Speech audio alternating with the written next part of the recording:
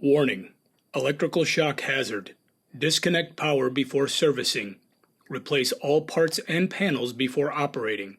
Failure to do so can result in death or electrical shock.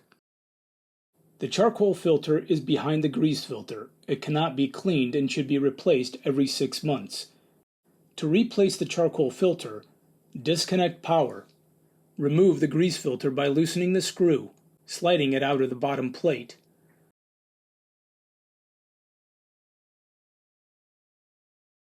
Remove the charcoal filter out of the grease filter.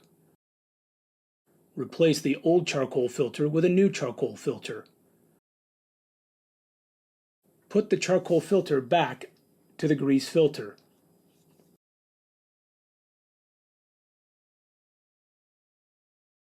Put them back to the bottom plate and securely tighten with the screw.